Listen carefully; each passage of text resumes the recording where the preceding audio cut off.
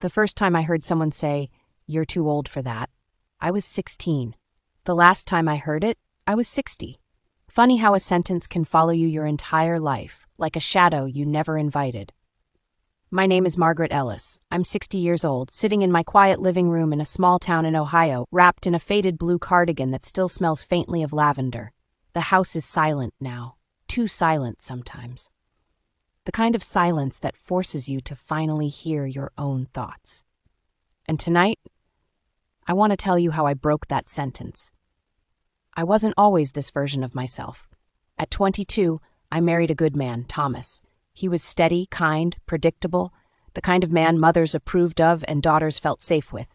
We built a life together the way people are supposed to. We had 2 children, a modest house, Sunday dinners, holidays filled with laughter and overcooked turkey. On the outside, my life looked right. But inside, there was always something quietly unfinished. You see, I had a dream once. I wanted to be a painter, not just a hobby painter, not just flowers in a vase or landscapes for the living room wall. I wanted to create art that made people feel something. I wanted to stand in a gallery one day, watching strangers stare at something I made, and feel understood without speaking. But life has a way of rearranging dreams. Bills came first, children came first, responsibilities came first. And slowly my dream moved to the back of a drawer. Time didn't disappear all at once. It slipped, quietly, like pages turning when you're not paying attention. There were moments, small ones, when I would pause, watching sunlight hit the kitchen table just right, seeing colors in the sky during sunset, and I'd feel that ache again, that whisper, "You were meant for something more." But I always answered the same way, maybe in another life. Thomas passed away when I was 58. Heart attack. Sudden. No warnings. One day he was sitting in his favorite chair watching television, and the next, the house felt like it had been emptied of oxygen. Grief is a strange thing. It doesn't just take a person. It takes routines, laughter, meaning. For months, I didn't know who I was without him. I had spent decades being a wife, a mother, a caretaker, and suddenly I was just me, and I didn't recognize her. One afternoon, about a year after Thomas passed, I was cleaning the attic, not because I wanted to, but because I didn't know what else to do with my time. That's when I found it. An old wooden box. Inside were my paintings, or at least what I had started years ago, half-finished canvases, old brushes hardened with dried paint, tubes of color long forgotten. I sat there on the dusty floor, holding a brush in my hand, and something inside me cracked open. Not sadness, not grief, something else, something alive. The next week, I told my daughter I was thinking of taking an art class. She smiled politely.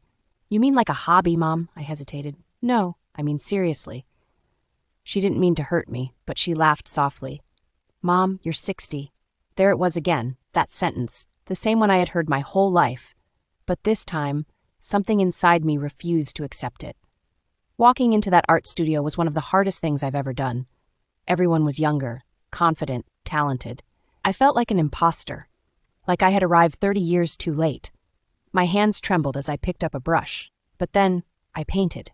And for the first time in decades, I felt like I could breathe again. Starting over at 60 isn't romantic. It's not easy. It's terrifying. Your hands doubt you. Your mind questions you. Your past whispers that you've already missed your chance. But I kept showing up. Every class, every canvas, every mistake. Because for once in my life, I wasn't doing it for anyone else. I was doing it for me. Months turned into a year. My paintings changed. They became bolder, deeper, more honest.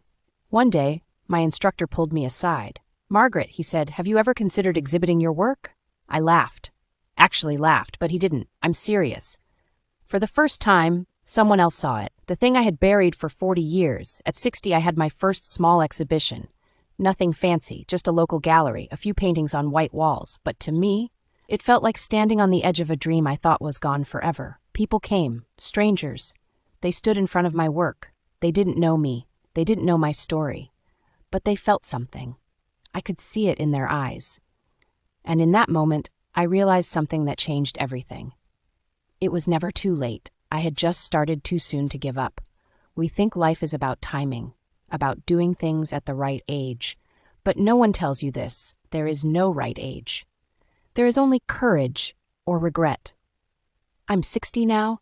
I don't have everything figured out. I'm not famous. I'm not rich. But I wake up every morning with something I didn't have before. My house isn't silent anymore. It's filled with color, with creation, with life. And sometimes when I sit here in the quiet, I think about that sentence one last time. You're too old for that. And I smile.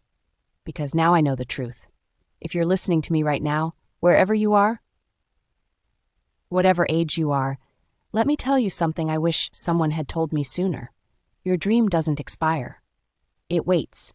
It waits through the years you ignore it, through the responsibilities, through the fear, but it never leaves. And one day, if you're brave enough, you can go back and meet it again. Because I did, at 60. And it wasn't too late. It was just the beginning. I didn't tell anyone how scared I was.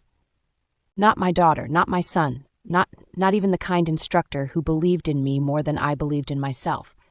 Because fear at 20 looks different than fear at 60. At 20, you're afraid of failure. At 60, you're afraid of realizing you never truly tried.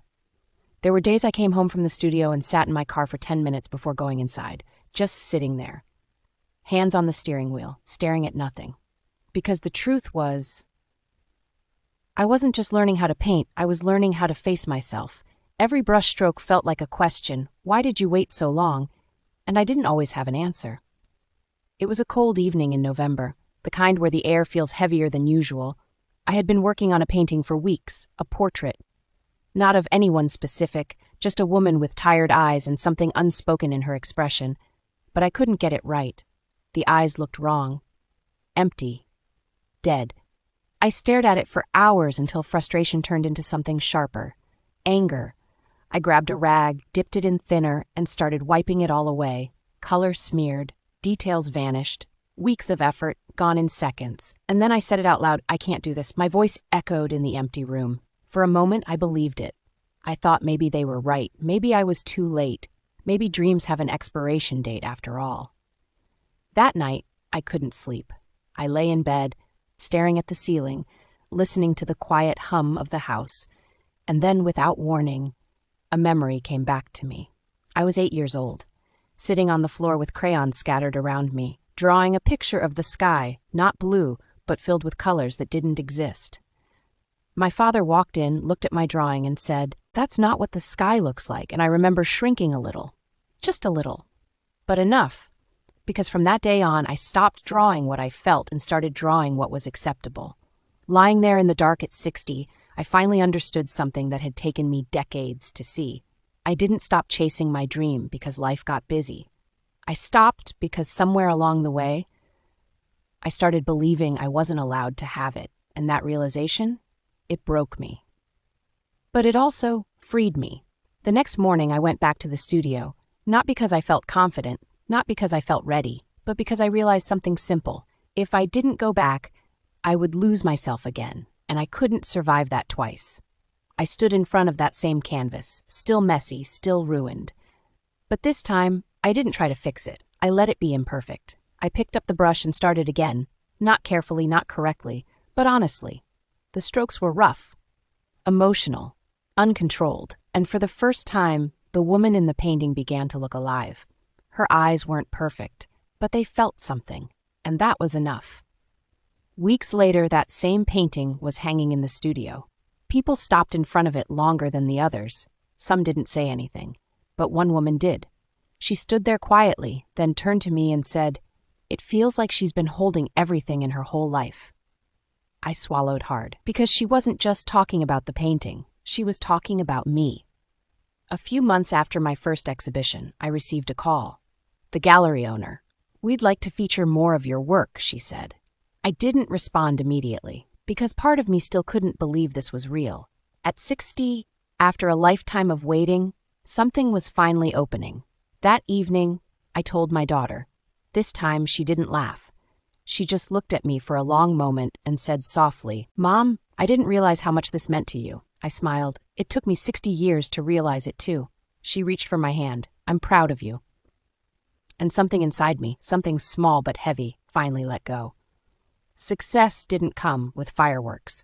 There was no grand moment where everything suddenly changed. It came quietly. In small ways, selling a painting, receiving a message from someone who felt seen through my work, waking up with a reason to create. And maybe that's what real success looks like.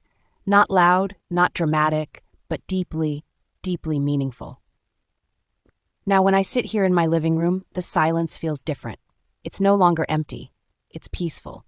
Because I know something I didn't know before. I didn't miss my chance. I was just on a different timeline. And maybe you are too. Maybe the dream you think is gone is just waiting for you to become brave enough to choose it. Not when it's easy, not when it's expected, but when it's real. Because the truth is, it's not about how late you start, it's about finally starting before it's too late to feel alive.